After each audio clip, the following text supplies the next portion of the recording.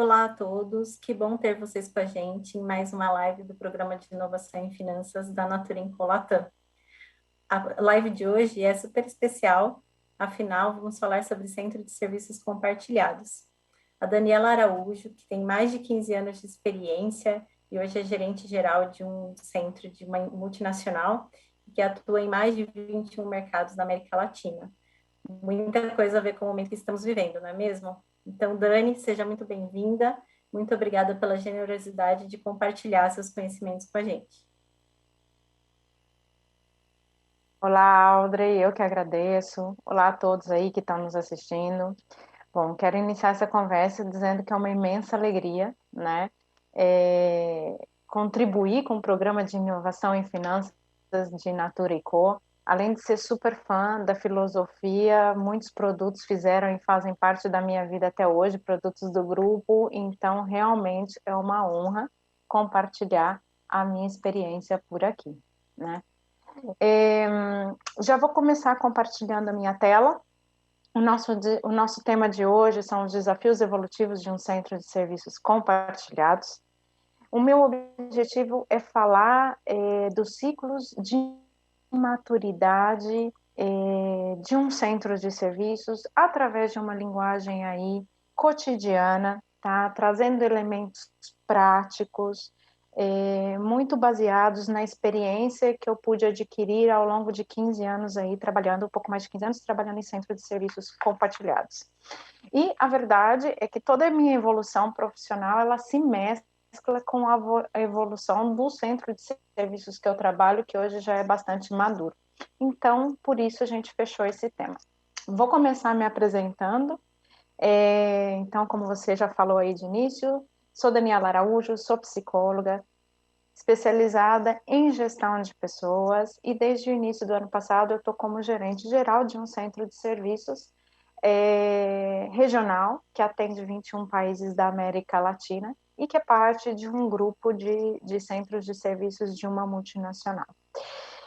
Bom, a minha experiência profissional ela pode ser dividida em alguns ciclos. O primeiro deles foi na área de recursos humanos, onde eu pude trabalhar em empresas de segmentos diversos, todos na cidade de Ribeirão Preto, sou ribeirão-pretana, né?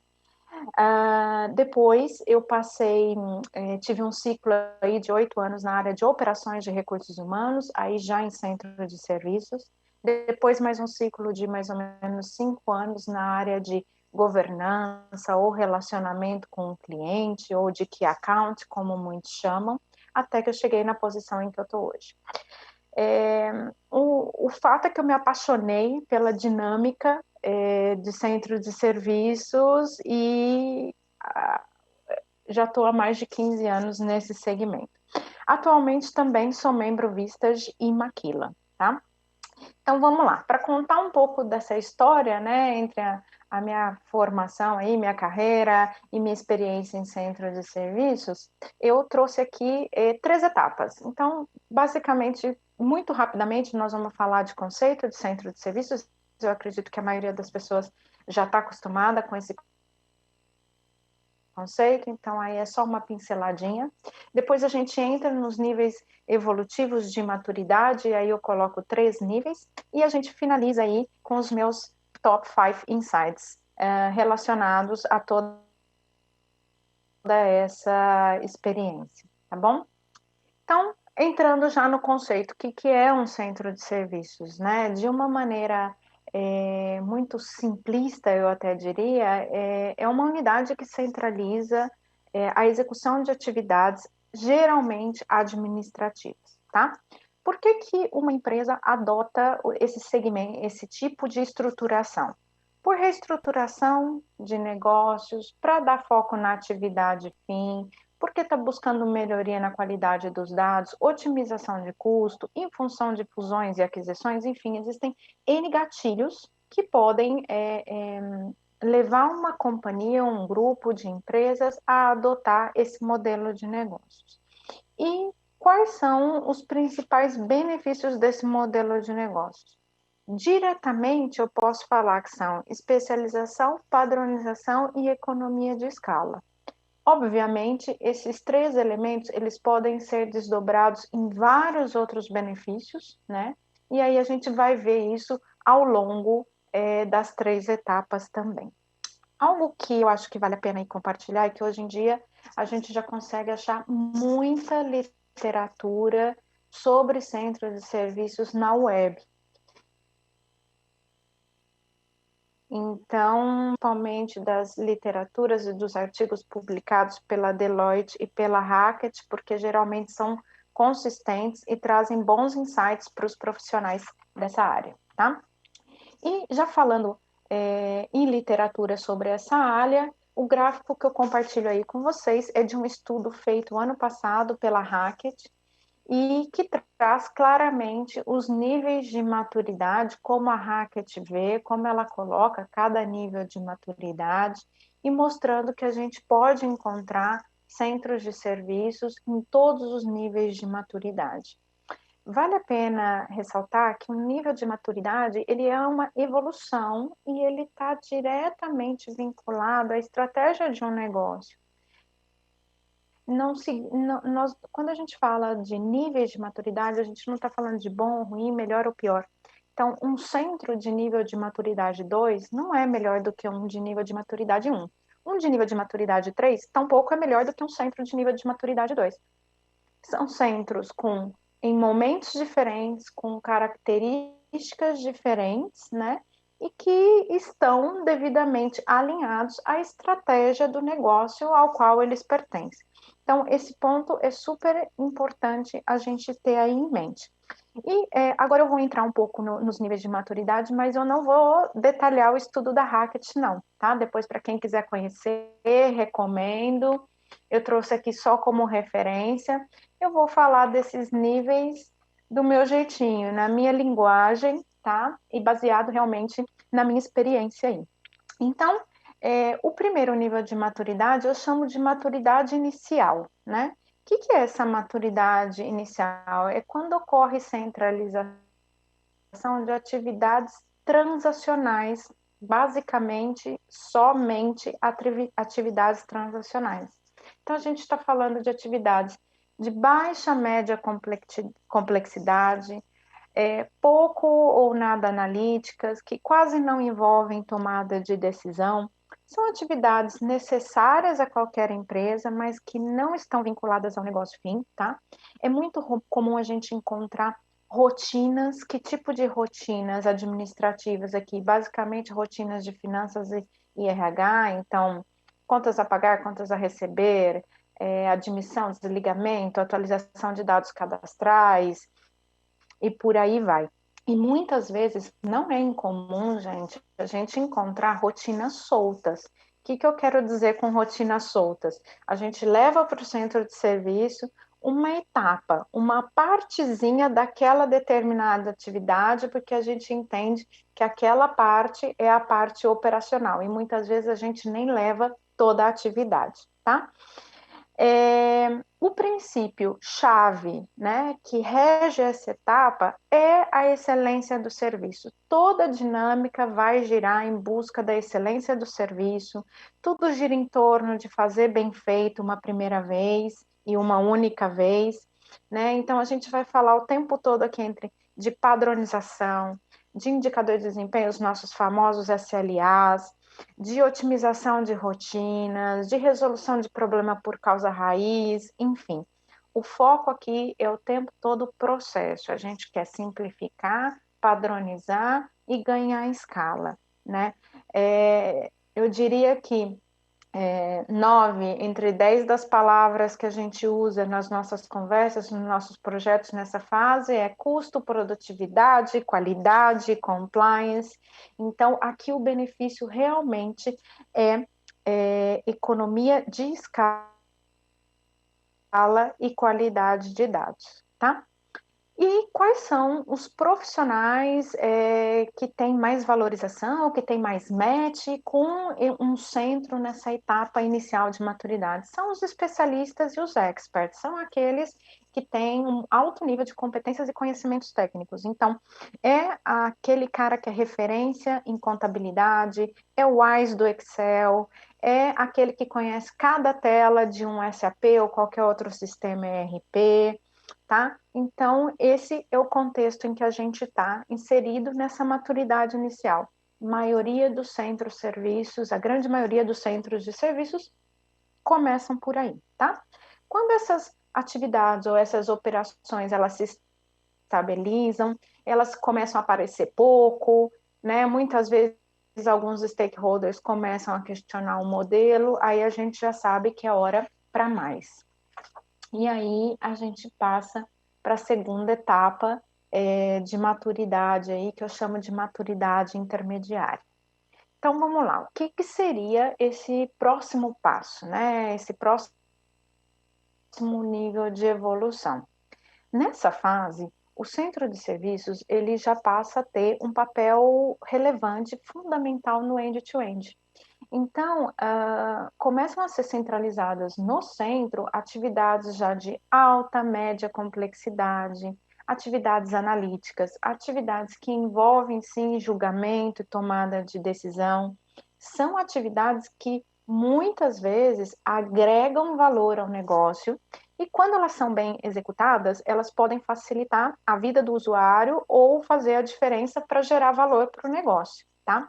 Então, aqui a gente já começa a encontrar atividades vinculadas a compras estratégicas, gestão de transporte, gestão de talento, de compensação e benefícios, gestão de crédito e cobrança, enfim. Essa fase é uma fase onde eu começo a trazer para o centro as atividades que inicialmente as unidades descentralizadas seguravam com elas. É uma fase super desafiadora, né?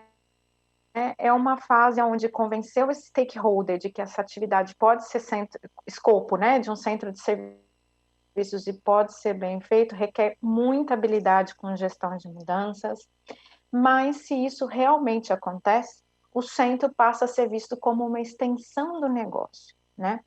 Então, na minha opinião, de tudo que eu já vivi, eu acho que esse momento é um dos momentos mais desafiadores aí de um centro de serviços, porque você vai para um outro nível de confiança dos stakeholders.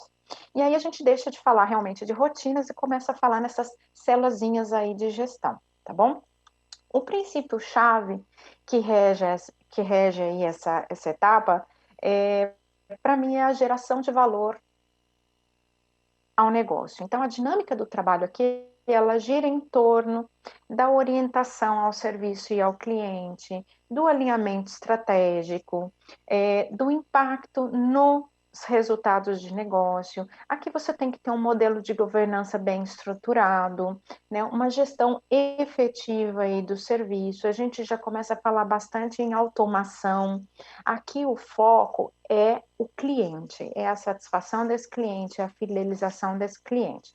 E aí aqui eu acho que vale um parênteses, né? Porque quem é o cliente do centro de serviços?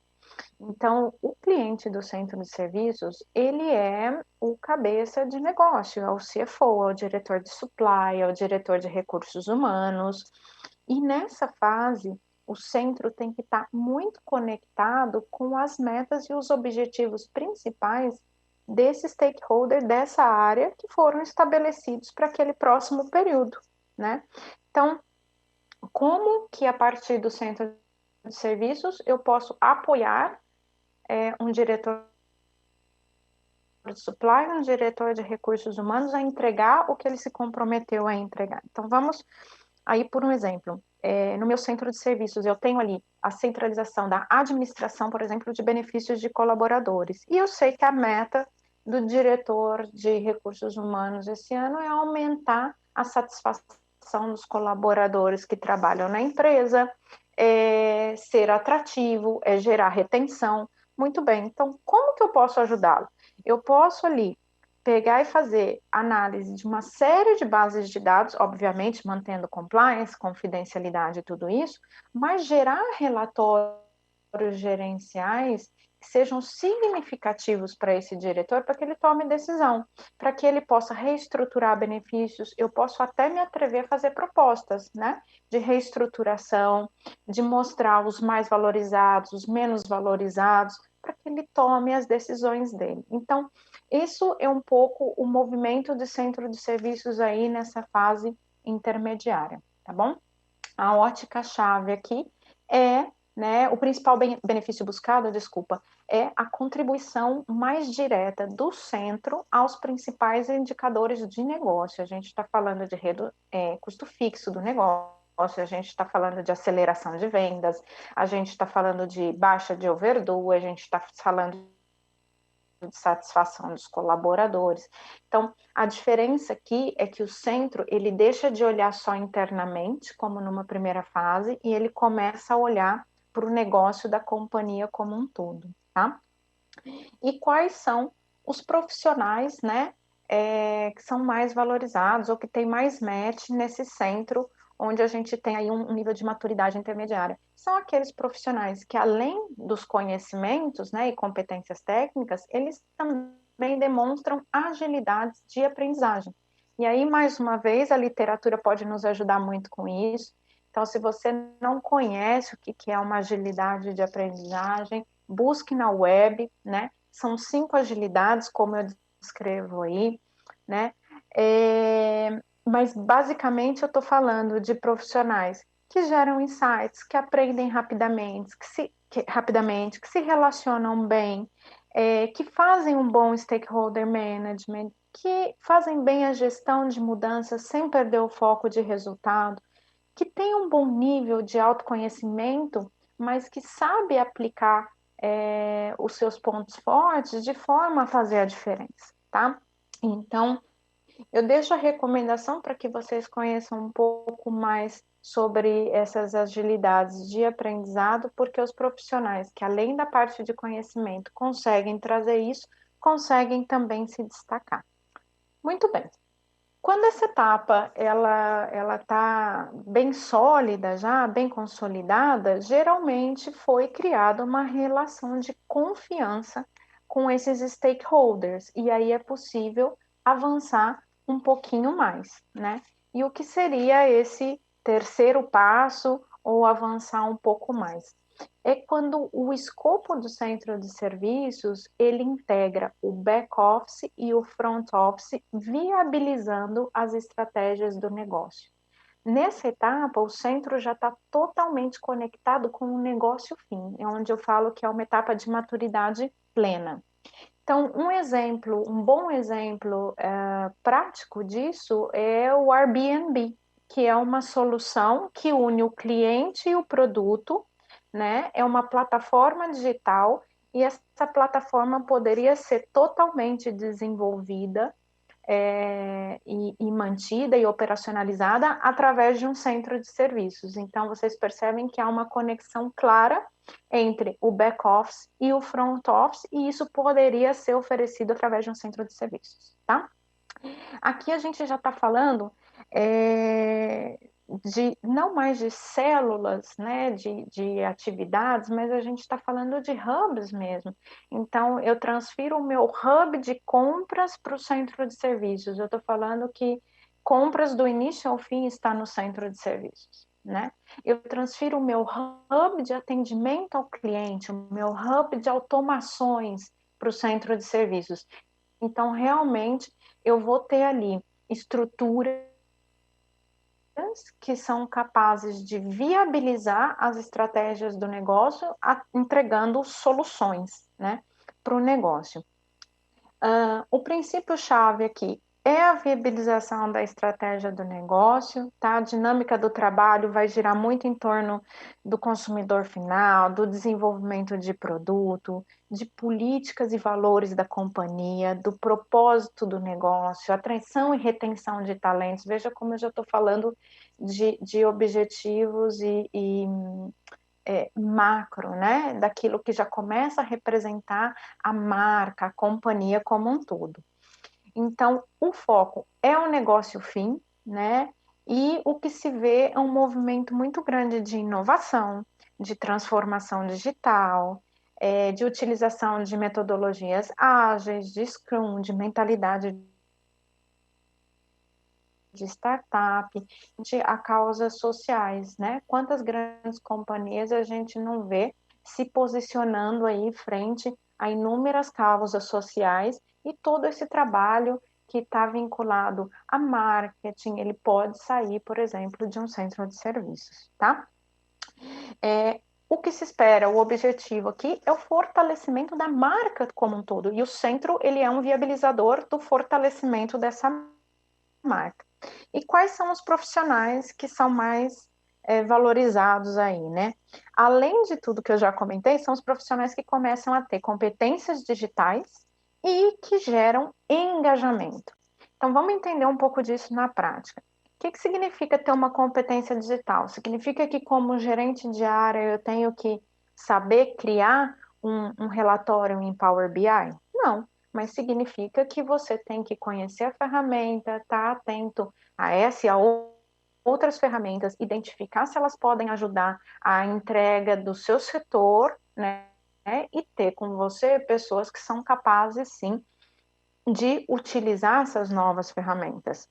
E quando eu falo de engajamento, né, significa que as pessoas estão de olho em mim, mesmo fora do trabalho, nas minhas redes sociais, por exemplo? Sim, significa, né? Então, hoje, as redes sociais, principalmente no momento de pandemia, no momento onde a gente está aí bastante isolado e conectado ao mesmo tempo, as redes sociais, os meios digitais, eles são formadores de opinião, né? Então, o que você publica, o que você fala, é uma propaganda sobre você. Você é o produto, e isso afeta todos os aspectos da sua vida, inclusive o profissional, tá? Então, hoje a gente percebe que existe aí todo um movimento voltado a essa parte de competências digitais e de engajamento, tá bom? Então, esse seria o terceiro nível aí de maturidade que eu trago, onde eu falo que o centro ele está viabilizando aí as estratégias vinculadas ao negócio fim da companhia. Bom, informação pra caramba, né? Um monte de coisa. E agora, em que eu me foco? Então, eu trago aqui alguns insights, porque às vezes parece que é muita informação, que é muita atividade, muita novidade, desculpa, mas é natural. A gente falou o tempo todo de evolução. Evolução é um processo contínuo, adaptativo, né, que acontece aí naturalmente e diariamente. Eu não estou falando em jogar fora etapas anteriores, eu não estou falando que aquilo que eu tenho não é suficiente, mas eu estou trazendo um olhar de, olha, como eu vou um pouco mais, como e esse conhecimento que eu tenho, ele pode ser mais funcional, ele pode ser mais aplicado ao momento em que o meu setor está, ao momento em que o meu centro de serviços está. Então, evolução é algo contínuo, tá? É algo adaptativo. O importante é a gente ter a abertura para abraçar o novo. Outro ponto, aprendizagem também é um processo contínuo e muito natural, né? Então, a aprendizagem não é um bicho de sete cabeças, muitas vezes não é aquela coisa de você fazer uma imersão, né? Eu tô dirigindo, eu tô aprendendo, eu tô vendo um seriado de TV, eu tô aprendendo, eu tô assistindo uma live, eu tô aprendendo, eu tô ali despertando ideias. Então, o meu ponto é: estejam atentos às novas experiências e não digam não ao processo de evolução, não digam não ao processo de aprendizagem. Eu acho que muitas vezes a gente faz um esforço para manter o status atual e se a gente tiver um pouco essa abertura para a evolução ou para o aprendizado, a coisa se torna mais divertida, mais leve até. Outro ponto, conceito de produto, né? O conceito de produto é um conceito até amplo. A gente fala que o produto é um conjunto de atributos, né? Tangíveis ou não, para atendimento de determinadas necessidades reais ou simbólicas. Então, vamos tentar traduzir isso, né? Toda e qualquer entrega a um produto. Tudo aquilo que você faz, tudo aquilo que você produz é alguém que vai utilizar. Poucas vezes na nossa vida profissional é a gente mesmo que utiliza o que a gente cria, né? Na maioria das vezes você está entregando aquilo para alguém. Então aquilo tem que ser relevante, tem que ser bom para esse alguém que está recebendo o produto. Então esse conceito é muito importante a gente ter a cada entrega. Um simples input de sistema é um produto, tá? Você, como profissional, é um produto. Quando você vai participar de um recrutamento interno, alguém vai olhar para você e vai te comprar ou não, né? Então, depende do que aquela pessoa está buscando. Podem ser necessidades reais ou simbólicas, mas são necessidades. E a gente não discute, a gente entende quais são essas necessidades, né? Entende o momento e aí a gente tenta entregar o melhor possível para atender aquelas necessidades. E, por fim, outro insight que eu deixo aqui para vocês é amplitude profissional, né? O que eu quero dizer com isso? Amplitude profissional é algo que abre portas e acelera a carreira. Vejam bem, eu sou psicóloga, né, de formação, me formei ali como psicóloga, comecei a trabalhar em recursos humanos, fui para operações, não entendia nada de finanças, não entendia nada de números, fui para operações, né, depois de operações, fui para a área de relacionamento com o cliente, outra coisa completamente diferente, e hoje estou aqui como gerente geral. Eu toco temas de finanças, facilities, um pouco de IT, infraestrutura, pessoas. Eu jamais imaginei que, como psicóloga, eu ia tocar alguns elementos e alguns pontos e que iam ser parte do meu dia a dia, como são hoje. Mas como que eu cheguei aqui? Porque eu me permiti evoluir, eu me permiti aprender. Eu sempre olho para o que eu tenho que fazer como para as minhas entregas como um produto. Então, acho que esses 3 pontos anteriores, eles viabilizaram a minha amplitude profissional e isso, sem dúvida, acelera a carreira, né? Isso, sem dúvida, acelera aí a sua maturidade profissional. E, por fim, né? Como diz aí Simon Sinek, 100% dos clientes são pessoas. 100% dos funcionários são pessoas. Se você não entende de pessoas, não entende de negócios. Um centro de serviços tem, sim, milhões de ferramentas, né? A gente tem como base sistemas e automações, mas essas ferramentas, elas não existem sem as pessoas. Então, tão importante quanto entender as novas ferramentas, tão importante quanto, né, conhecer muito bem os sistemas ou as tendências, é a gente conhecer quem está do nosso lado, né, quem trabalha ali na nossa equipe, quem está com a gente no dia a dia e o que buscam essas pessoas. Então, entender de pessoas nunca é demais. Também é algo que viabiliza muitas soluções, que abre muitas portas, tá bom?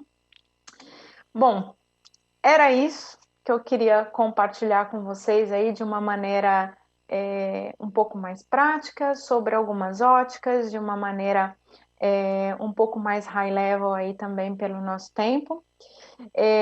Espero que vocês possam identificar alguns elementos aí no dia a dia de vocês, né? Conforme eu fui falando, e que vocês possam ter alguns insights, algumas novas dúvidas, algumas novas perguntas que possam impulsionar vocês aí a fazer um bom trabalho e a crescer como centro de serviços, né? Seja de uma forma tática, seja de uma forma estratégica ou para o seu próprio desenvolvimento de carreira, tá bom?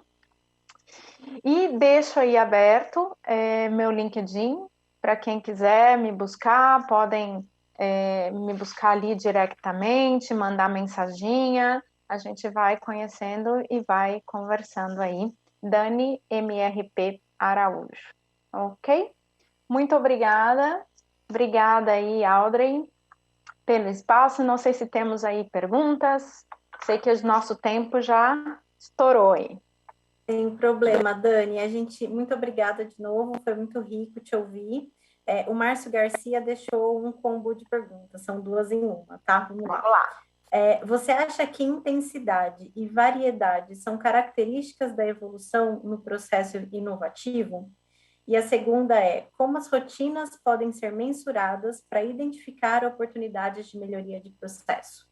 Então, vamos lá. Intensidade e variedade, se são? Repete para mim, por favor. Características na evolução do processo de inovação, no processo inovativo. Eu acho que a intensidade da inovação e a variabilidade dessa inovação, ela vai estar muito vinculada à estratégia do negócio. Pode ser que inovar de uma maneira muito rápida e muito forte, de uma maneira que você sai da água para o vinho, né? Não sei se esse é o tom aí que você quis dar. Mas pode ser que isso seja vital para o negócio. Então, eu não vejo como um símbolo positivo ou negativo. O meu ponto é o quanto isso é necessário para atingir o objetivo fim. Por que a gente está falando de ser tão intenso? Por que a gente está falando de ser tão rápido? Então, eu acho que o ponto não é se é ruim ou bom, se é melhor ou pior, mas qual é a resposta que você está buscando? Então, são elementos que fazem parte, com certeza, da dinâmica, mas que a gente tem que entender se são elementos essenciais, pensando no que é o objetivo fim, tá? Não sei se eu respondi aí. E qual que é a outra? Perfeito. E a segunda era como as rotinas podem ser mensuradas para identificar oportunidades de melhoria de processo? Eu acho que aí a gente tem, né, muitas metodologias que podem nos ajudar. Eu recomendo as metodologias vinculadas a Lean, né? Então, você tem N metodologias, tem que dar uma pesquisadinha aí mesmo, mas basicamente, se eu tenho retrabalho, eu tenho oportunidade, se eu tenho reclamação de cliente, eu tenho oportunidade. Se eu levo muito tempo fazendo uma determinada atividade, eu tenho oportunidade. Se eu cometo muitos erros ou eu não sei, sempre tenho dúvidas, eu tenho oportunidade. Se eu tenho muitas etapas, eu tenho oportunidade. Então, eu acho que o mais recomendado aí seria fazer um mapeio de atividade, entender as etapas e, a partir daí, realmente utilizando metodologias de melhoria contínua. Aí você tem N, tem que ver qual que é a melhor, né, a que mais se identifica. Você pode cortar, otimizar, juntar, eliminar, automatizar e por aí vai, tá? Mas a melhoria contínua, ela sempre será, acho que, uma grande aliada de um centro de serviços. Perfeito, Dani. E agora uma curiosidade minha, né? Você sabe que Diga. a gente aí, como grupo, está se regionalizando. E aí queria saber sua dica, que está numa empresa onde atende tantos mercados, né? Pensando aí nessa regionalização do centro, que dica você dá para gente? Eu volto um pouco no ponto que eu falei ali do produto, né? Tudo que a gente faz no centro de serviços, ele tem que ser valorizado pelo nosso cliente. Então, quando você está num centro que você lida com muitas culturas, que você lida, né, com diferentes países, a sua referência não é a única, a sua referência não é a verdade absoluta, a sua referência não é a correta. E muitas vezes você tem choques culturais muito grandes. Então, imediatamente ao ponto de que olhe para o seu cliente e olhe para você como um produto, conheça o que seu cliente quer. Então, você é o produto e o seu cliente, ele é quem vai usar esse produto. Então, não acha que porque você falou com uma pessoa de determinado país e ela falou do jeito A com você, que ela estava brava. Você percebeu isso. Ela não te trouxe nenhum elemento dizendo que ela estava brava. E sim, existem choques culturais. Isso é muito comum, né?